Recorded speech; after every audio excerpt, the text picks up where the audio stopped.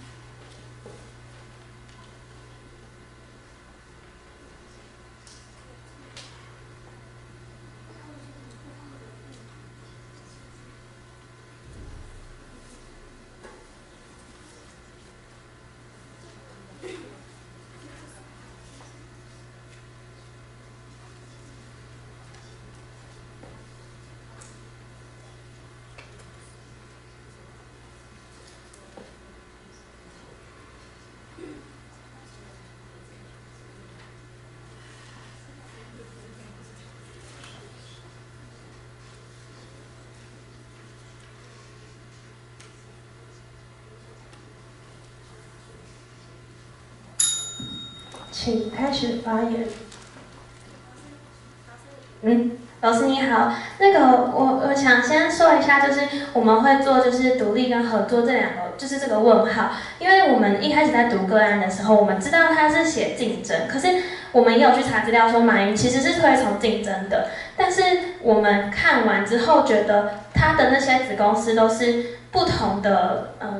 专业。所以我们觉得竞争这个字有点奇怪，然后我们才用独立或是合作这个方法。然后老师提到说我们怎么会有就是这些想法，就是我们先做完了阿里巴巴的这个 SWOT 分析之后，然后我们才就是去做这些 idea， 然后希望帮他改进这些问题，是我们想的这样。这是我们回答。请问三位评审是否追加问题？谢谢汉城一厅一队，请回座。现在请老屁股队上台。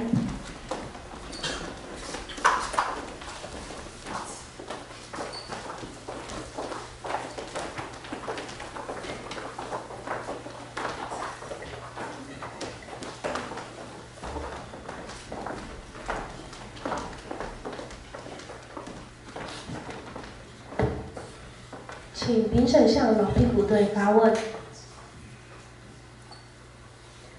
OK， 好，这个老屁股队你们好哈。老师想要问一下的是，你们最后选择的是就是整合，然后挑了淘宝跟支付宝两个，那为什么要它的 group 那么大？为什么要挑这两个？再来的话呢，你的第一步的执行方案是要去做东南亚哦，那 why？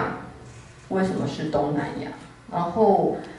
可能还要先请你们去澄清一件事情，就是所谓的世界级电商，它的 definition 是什么？它的定义是什么？好，以上，谢谢。谢谢评审的提问，请开始讨论。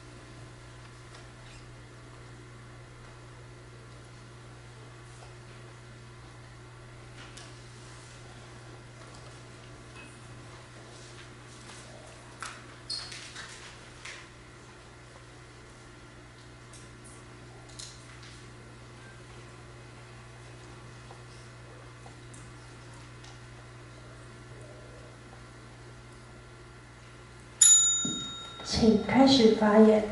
感谢评审老师的提问。那我是老屁股队第5棒李廷义。那接下来我回答一下老师的问题。我们先从定义的部分，在成为世界级的定义上，我们对世界级的定义上的定义是想说，我们希望在世界级的整个舞台上面，有办法可以跟就是全球最大的关于电商的网络平台，可能是Amazon来进行抗衡，包括我们的市场的占有率，或者是我我们通路的触及程度，都有办法可以来跟 Amazon 这样的一个整体公司进行抗衡。那不是只龟缩在中国大陆这块地方。那在我们第一个选择为什么会往东南亚地区发展，其实是因为它是唯一一个在个案当中有提到它一个海外市场的地区。那我们以此作为延伸点来往这个地方进行迈进，而且并且在这个地方的人口基数也是比较庞大的。那它可能在网络普及率并不如在像美洲啊或高开发中或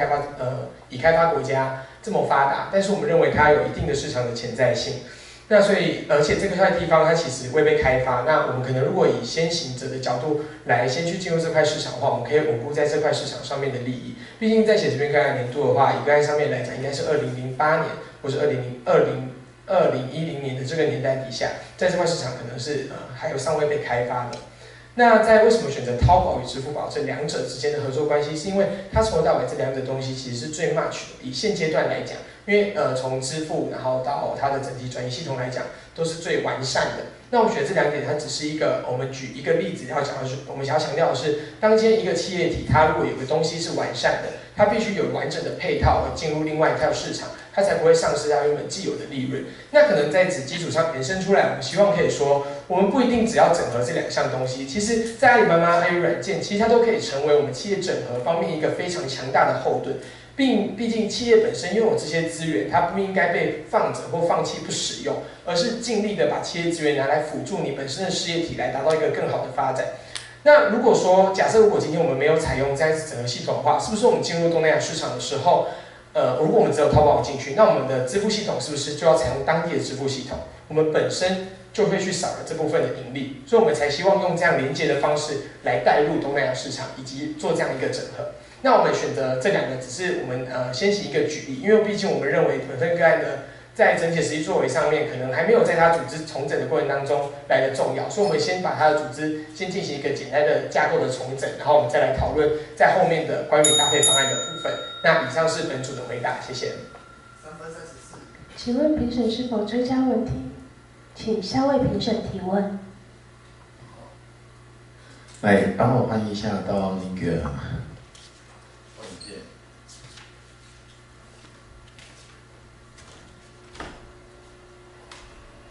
在马云那一张马云要兼任淘宝跟支付宝这张投影片嘛，我一个问题这个问题其实也是一个所有的CEO 都要去考虑的问题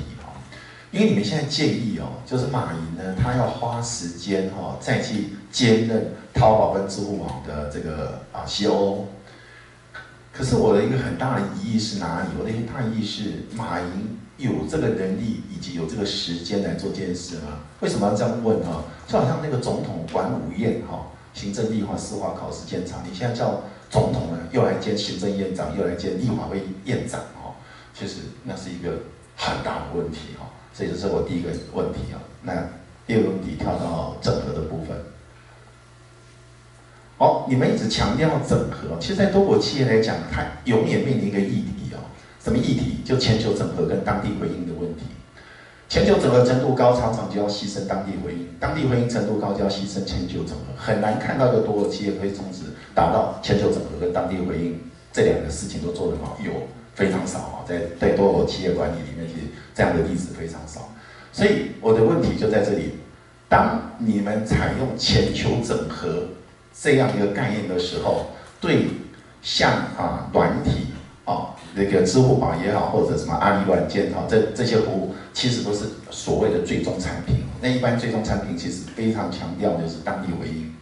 所以你们怎么解决全球整合跟当地回应这个问题，好不好？两个问题考虑一下。谢谢评审的提问，请开始讨论。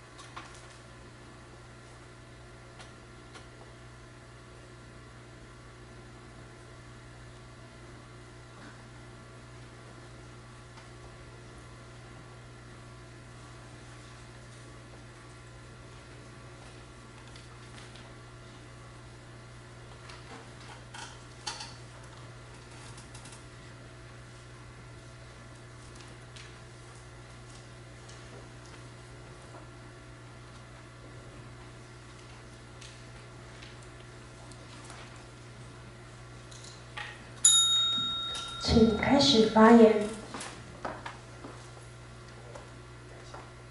感谢评审老师的提问。那我们先根据刚刚评审老师提的第一个问题，马云是否有能力来担任这两者的 COO 营运长的部分？那其实我们可以知道，他在个案当中，其实马云很推崇在让各公司有自主性的发展。那也是因为自主性的发展，它有一个竞合关系，所以它的旗下子公司才可以达到现今的地步。那这是我们在个案当中读到的相关资料。但是其实我们可以发现说，这些公司在国外使用的这一套那个公司管理的理论，它真的适用在中国本土的阿里巴巴这间企业上面吗？我们会选择让马云来担任 CEO 的原因，是因为他可能在整体策略性或战略性的布局跟他的布达上面，他要跟他说他底下怎么做的情况底下，可能没有达到100%的执行，可能只有50%。然后他为了顾及本身这个事业体的一些事业，所以他去忽略了他在整体策略上面的一个整合。那我们需要马云下的原因，是因为他以一个集团负责人的方式下来担任这个 CEO 部分，他可以比较有强效的去告诉他底下的员工或是其他的事业体的合作伙伴或者子公司，我们现在整体的企业都是整体企业的战略布局是怎么样子，然后透过以他在这个职位的角色来操控这间子公司去往这个方向发展。我们需要的是一个大体的战略方向，就比如说我们想要成为世界级的这个电商。那可能在其他细节部分会经由幕僚来进行讨论，就像我们在后面有讲，会有一个总管理处的部分。那在这总管理处的部分，我们想要延伸到第二个问题来，就关于全球的战略布局跟全球化的这个整合跟在地化的回应这个部分。那如果在地化的回应的话，可能在各地，如果我们假设未来真的要往这个地方发展，甚至在这个地方生根的话，各地方的管理是不是可以由在地化管理，然后成立一个这样的管理总管理处来进行统一的战略性的布局，然后来达到各地方均衡发展的一个事态。可能马云他还是要必须他可能会做全球的布局。一开始他选择中国大陆的布局，那未来当他各地都有一个总管理处的部分的时候，他可以做全球的布局。然后经由总管理处来做当地的布局，透过这样的方式来达到全球化的管理以及在地化的回应的部分。那我们希望透过这个总管理处的机制来完善它整体在全球布局，而且兼顾在地化回应的部分。那以上是本组的回答，谢谢。3分22。请问评审是否追加问题？请下位评审提问。我们666你好，老师刚刚问的第一对的同一个问题，同样要问你们了，就是你们怎么 come out 这样的一个概念？那 paper 当中 go through 过一遍，对你们来讲看到了哪些东西？讨论一下，谢谢。谢谢评审的提问，请开始讨论。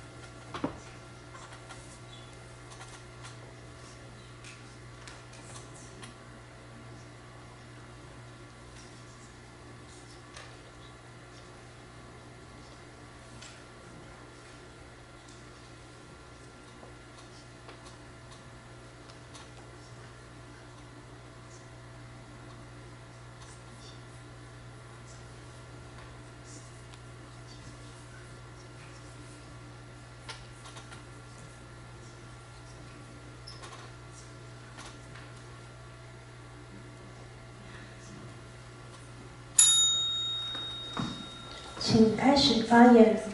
感谢评审老师的提问。那我是第5棒林廷义。那其实我们在文章的部分，其实在第1页的最后2行，我印象中没错，他开始在讨论说阿里巴巴如何发挥它的潜力。它的潜力是什么？它旗下有这么多子公司，那这是我们第一个思考点。在第2页的开始，他可能开始在讨论说，阿里巴巴它旗下这么多子公司，它到底是应该要独立，还是应该要继续整合？它应该要维持高自主性的发展嘛？那其实，在第6页跟第7页部分，他开始在谈组织。他组织的部分在谈说，这些组织它维持高自主性的发展的情况底下，他开始去想，在国外有些组织它维持高自主性没错，但是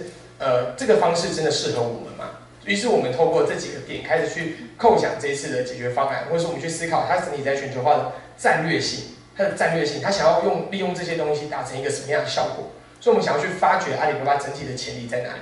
所以本组觉得说，阿里巴巴整体的潜力它很好。它每一个事业体都有它独自发展的空间，甚至如果它今天还是维持独立的发展，我相信它1+1+1，它绝对不会小于它原本应该得到的那个数字。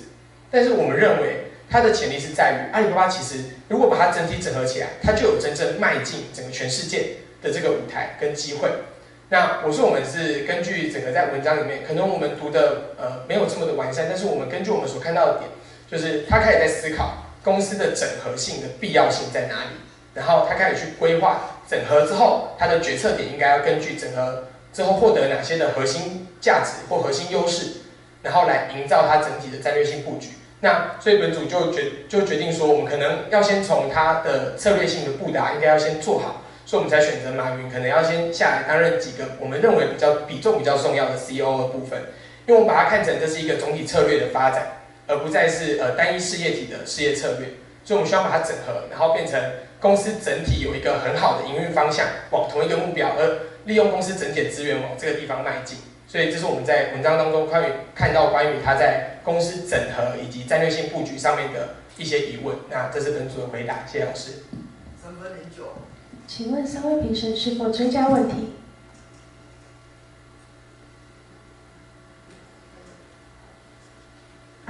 老师之前有个问题哦。数位经济当中，它跨了3个部分，第一个是平台经济、分享经济，最后一个就跨境电商。如果你是跨境电商，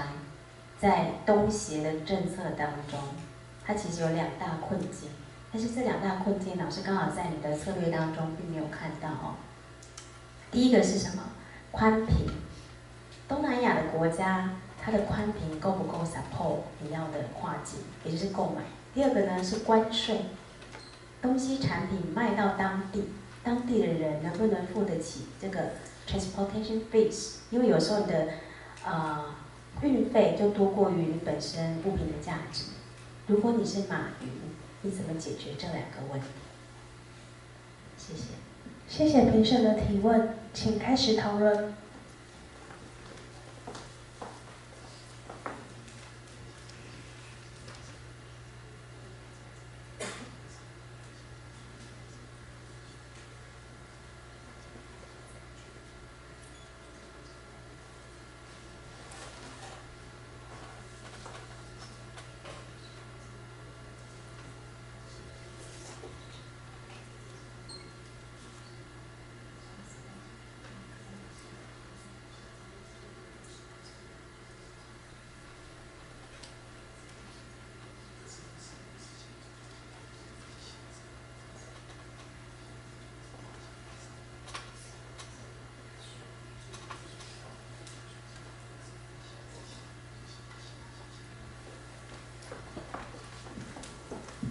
请开始发言。感谢老师的提问。那就是说，其实，在东南亚国家的话，其实东南亚我们选定，如果我说选定东南亚市场的话，那我们可以先从新加坡以及马来西亚这2个相较于东南亚其他国家可能建设比较稍微完善一点的国家，作为一个切入点来进行发展。那这2个国家它在网络使用率上面来讲，它可能就稍微普及一点，就没有像我们可能会有这么多在宽频的铺设上面的问题。那当然，作为先进入者，它前期势必是比较难熬，也势必比较难熬过去的一点。那关于老师在讲关税的问题上面，那其实淘宝网在中国大陆确实它有很大的一个市场，很多人在上面卖东西。就像台湾，我相信在座不少人应该也常常在淘宝网上面购买一些商品，因为对我们来讲，它的价格稍微便宜一点。那如果在东南亚市场呢，如果我们建立一个平台，如果当地的人他们愿意以 C to C 的方式发展起来，而这个 C 单方面的 C 不是中国大陆这边的消费者，而是在当地的消费者。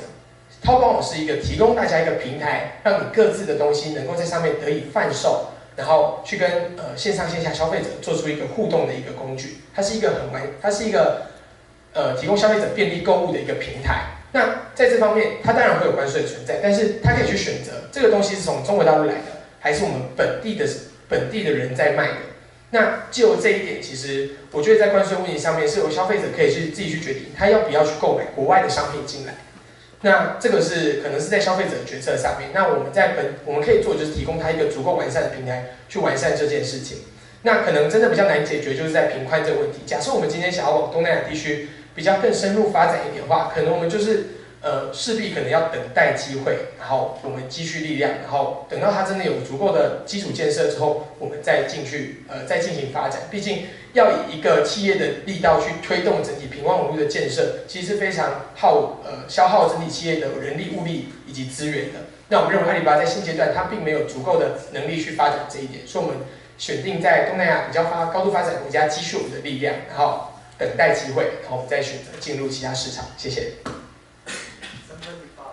请问3位评审是否追加问题？谢谢老屁股队，请回座。比赛到此告一段落，现在休息10分钟，10分钟后将会有评审讲题及成绩公布。现在宣布违规的扣分事项，如各队有需抗议事项，请现在于书面方式向主席提出。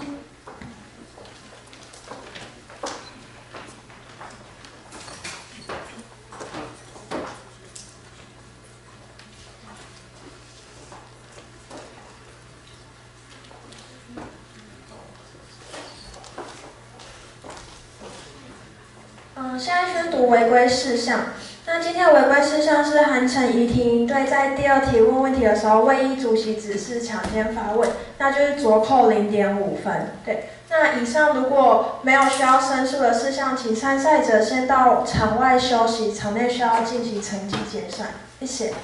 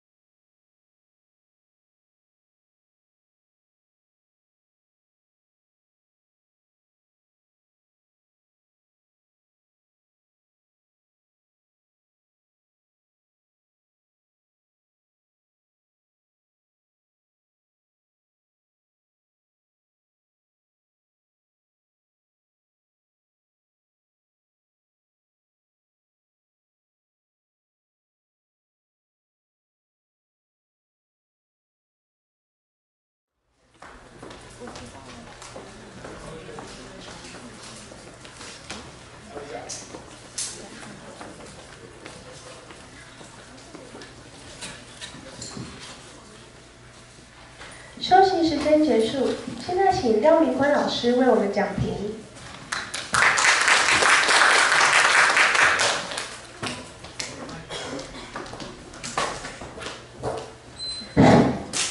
主任尤老师，还有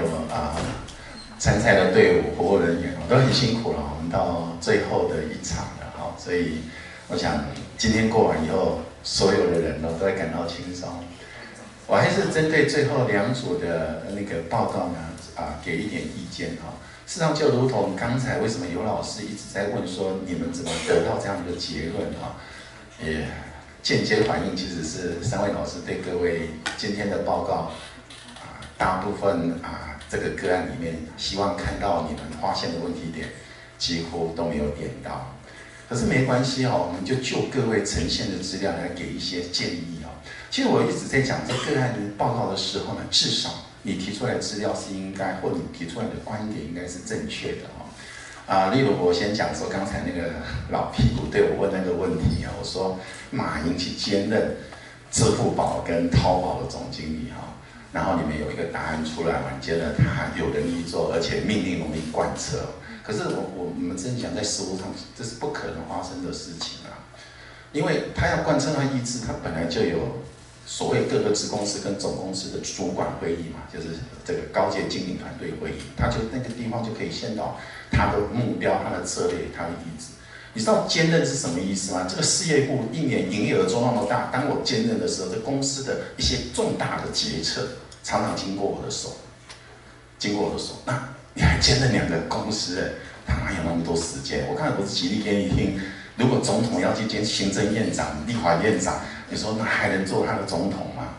那也不是说没有兼任，真的有兼任的话，是那已经短期。例如某个事业部的主管突然辞呈，我又找不到更好的，那短期那有可能所以你那个答案其实是真的。我那个问题问你就很难回答，我讲真的，因为做不到那第二个，像你刚才提到的，我一样在第2组，你提到是设个总管理处当你这个答案出来的时候，其实我们3位老师都会先有一个问题：难道他没有总管理处吗？因为所有多国公司或者我们讲国际企业任何组织结构，我们说是地理别的组织结构、产品别的组织结构、集正型组织，它一定有总管理处。如果没有总管理处，那各地的子公司要怎么管？所以不管它组织形态怎么样，你一定可以想象，在 headquarter 一定有一个类似叫总管理部的这样的一个机构，不管它名称叫什么。所以当你们说要设总管理处的时候，我们觉得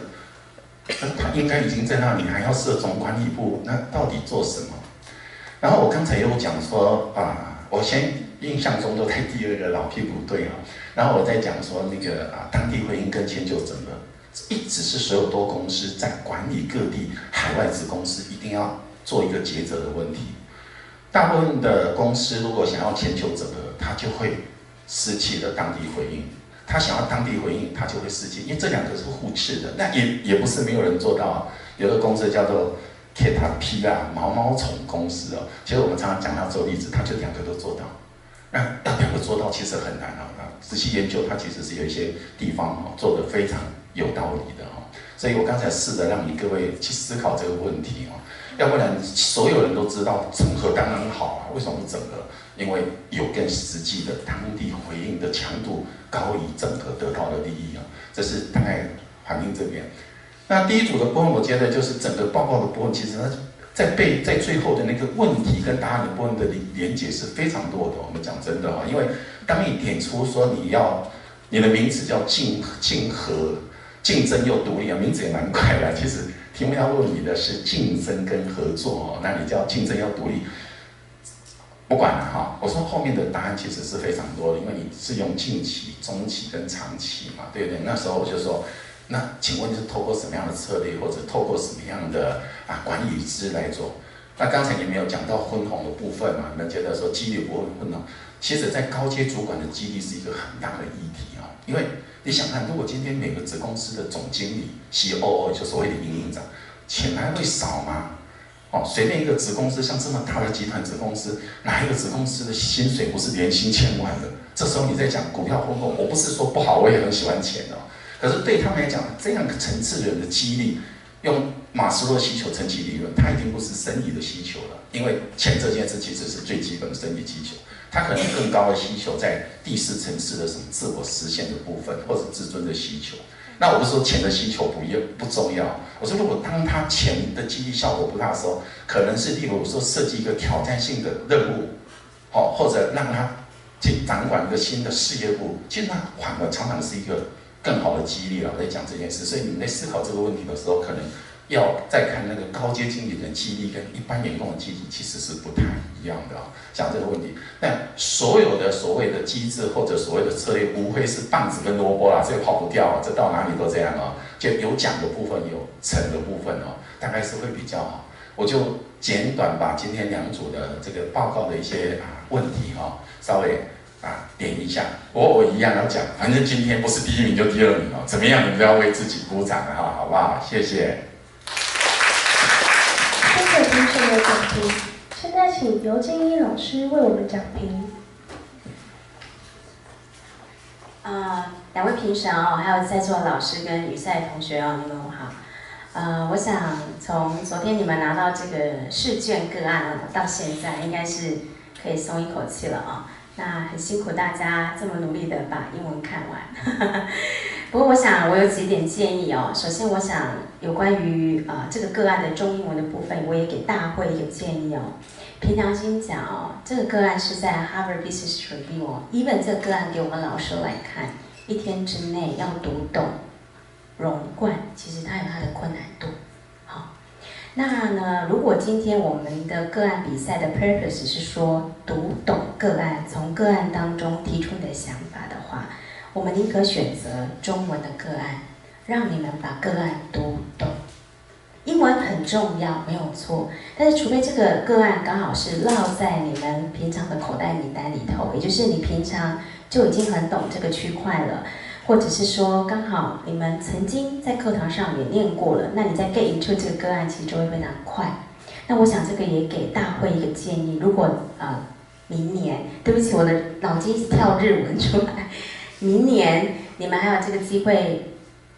进入到决赛，或者是我们的大会还要在这样主办的话，可以考虑一下，或许给一个中文的个案，但是同学们可以很深入的去看这个个案发生什么事情。好，这个是我给大会的一个建议。但我刚刚为什么一直会强调，就是说从我们在读懂这个个案，再来看同学们的整体的 presentation 来讲，其实落差很大那我也只不过幸运的是，我曾经做过这个个案，我花了3年的时间跟马云先生在沟通，就他还没有上市上柜之前，所以我这个个案是可以不用看就知道他在讲什么。那也只是我幸运刚好有这个机会。可是这个个案如果今天真的英文交在我的手上，凭良心讲，我在澳洲住了15年的英文来看，我也会觉得有困难度。好，这是我要给大会的建议第二个呢，我可以回来各组的 slide show 的第1页嘛，都可以跳其中1页，这很重要同学，你们看个案上面是写阿里巴巴个案，对不对？可是呢，其实你们每个个案都要提出一个你的question， 也就是说你要去提出你的 proposal。那我请教一下，在你的 slides 的第1页有没有写第1页麻烦同学有没有写出你要干嘛？两组都一样，我们称为主标题叫做阿里巴巴个案，也就是今天个案竞赛。顺便跟同学讲，这很重要在国际比赛里头，你上头你会写阿里巴巴，什么东西阿里巴巴？你要上面特别标注个案竞赛之，或者是阿里巴巴之个案，或者是把原文人家哈佛 Business Review 的原文标上去。次主题 subtitle 你就写你想要解决的问题，比如说我们第2组同学是解决所谓的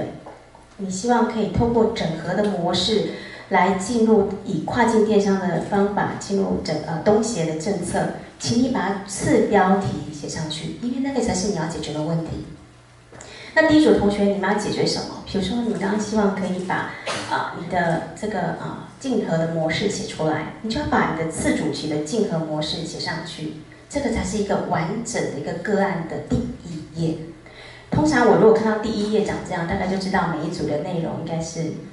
就会被扣30分了。还有各组的同学的名字。我不知道你们是从哪里来。那你们刚刚口头上说我是某某某某某某，请问你是贵校的某某某啊？我也不认识。所以在第一页，你的 fully information， 请你都要按上去。主要主题是什么？次要主题是什么？跟老师报告一下，因为他们可以透露他是哪一个学校。啊，真的好，对不起，就名字哦，好，对不起，所以名字要按上去，因为他都在台上讲我是谁了。哦，你的第一棒是谁？第二棒是谁？哦，你们的规定这样子而已啊。哦，那你讲话的时候可以讲你是谁，是不是？哦，好吧，好，好，那 OK， 好，那我们就尊重大会的规定哦。但是主标题、次标题一定要出来，否则评审根本不知道你要解决什么问题。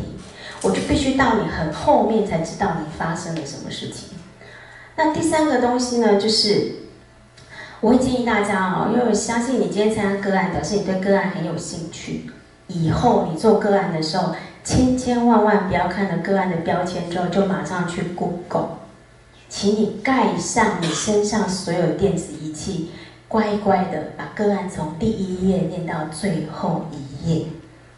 为什么要强调这件事情哈？如果你是念国际企业管理，你是念数位经济，你是念国际行销，阿里巴巴、IKEA、Walmart， 绝对是你这辈子当中怎样都要接触到的个案。如果你今天这个个案没有念得很熟，麻烦你回去重念一遍，因为那是你未来不管念这3个科系当中一定会碰到，不要到时候碰到再重念一次，太可惜了。请你在比赛的时候就已经把这个个案搞懂。那这个个案其实很经典哈，在中国当中有2个经典个案，一个是阿里巴巴，一个叫海尔做冰箱的，这个是目前中国当中最强的2个个案，我所知道的啦哈。好，那呢在个案的时候，我刚刚有讲啊，一定要盖上你所有的电子仪器设备，然后扎实的看完之后，把你看到的东西抓3个问题出来，再去讨论。这个才是回归我们做个案比赛的一个精神，而不是我看了阿里巴巴赶快找资料。我跟你说，网络上的资料有70%到80%都是错的。今天他会登录在 Harvard Business Review， 表示他一定被一堆 reviewer 筛选过，他才有这个能力登录在 Harvard Business Review。你已经有顶级的 professor 帮你 review 过了，为什么你不好好去看这个个案呢？那是不是你表示你失去了这个阅读的机会？所以千万以后不要先看你的电脑，全数盖起来，挑出3个问题，写出你认为可以做的东西。好，然后呢，好，老师顺便也在，因为你们可能还没有很认真看阿里巴巴哦，我为什么觉得它很重要？我顺便给你们做一个hint 哈，阿里巴巴其实真正成立在1995，它1997是它 officially 上面写它成立，其实马云在1995就已经成立了 China Page 中国黄页，它其实从那个时候就已经酝酿阿里巴巴这件事情。但是目前阿里巴巴上面的 website， 它上面写1999，那它上面写18个人哦，其实是9个人，你看看。上面的资讯都是那么不正确，你怎么没有好好去阅读个案当中谈到的问题？你懂我的意思吗？今天你接收了 information， 你要 criticize 你今天拿到的资料当中有没有错？然后呢，我们回到整合的问题哦，就像2队所提，没有错。2007年之后，阿里巴巴面对的就是整合的问题 ，exactly。它从1999到2004是第1阶段，2005到2006是第2阶段，2007年之后到现在是它的整合大阶段。这个是一个我们在阅读一间公司的 history 当中你必须了解的东西。这个也提供给各位未来做，不论是阿里巴巴个案或者是相关，包括 IKEA、Walmart。当你在做不同公司的分析的时候，你要帮他把公司不同阶段的东西做一段的分析，你才有办法在你念管理学，或者是念国际企业管理，或者是念财经管理 ，no matter 是哪一个当中，找到你念书当中一个很重要的 key。好，我想这个是多讲的哈，也提供给大家做一个参考。那我们我想我今天的 final 的评论就到此为止。好，谢谢。谢谢评审的讲评。现在让我们欢迎中原大学企管系主任邱于静邱主任致辞。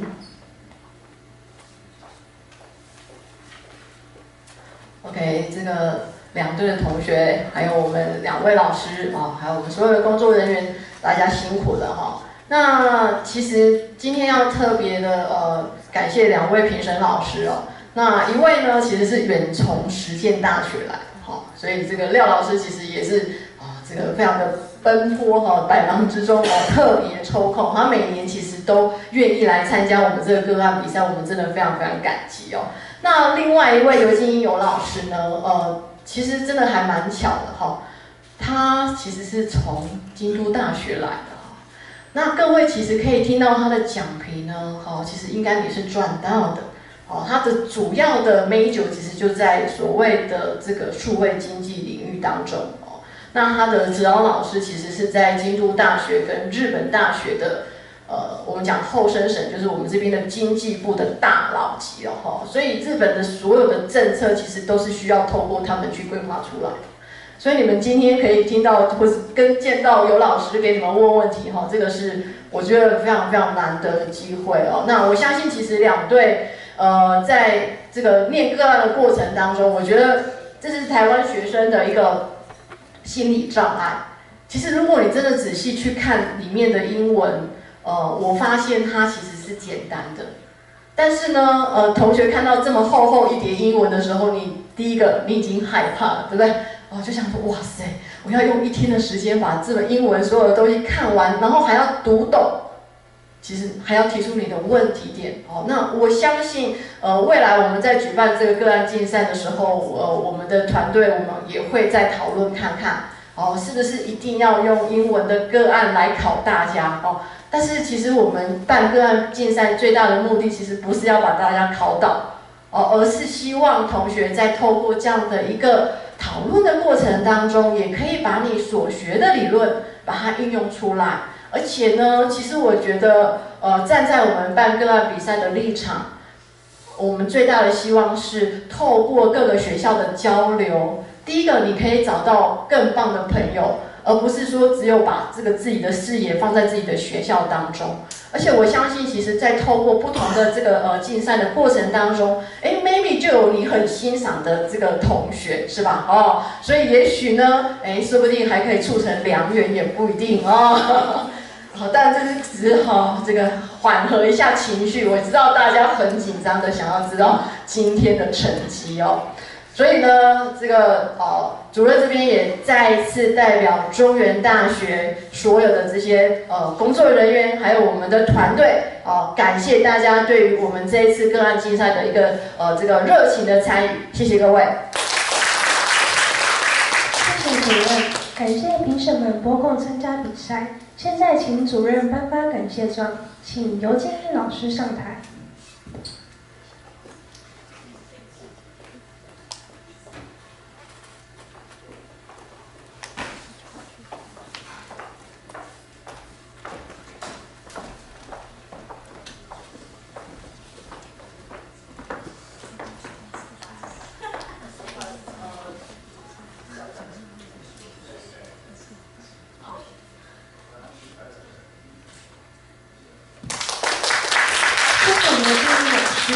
现在请廖明坤老师上台。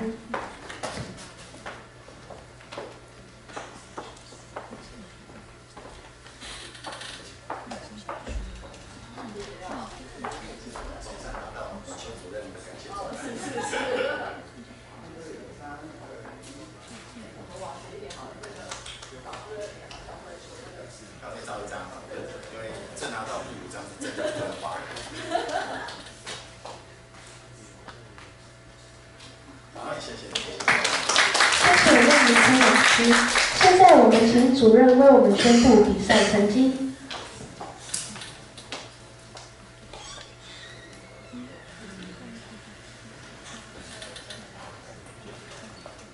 来，紧张科长啊，想要听冠军是谁的举手？好，要听亚军的是谁的举手？啊，完蛋了哦！这个其实这个大家表现都非常的优秀哈，我们是不是先给自己一个掌声哦？好，但是比赛还是有结果的啊。我们先来颁发啊今天的亚军，消音了，自动消音了啊。亚军是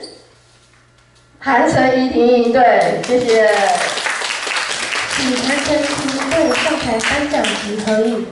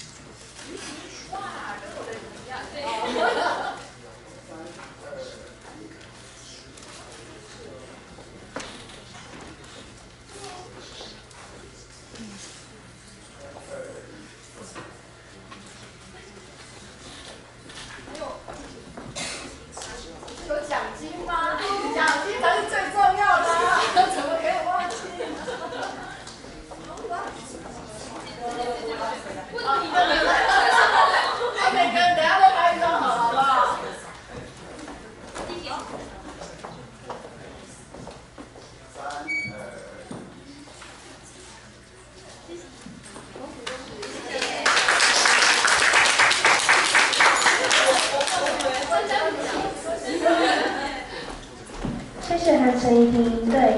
现在请老屁股队上台颁奖及合影。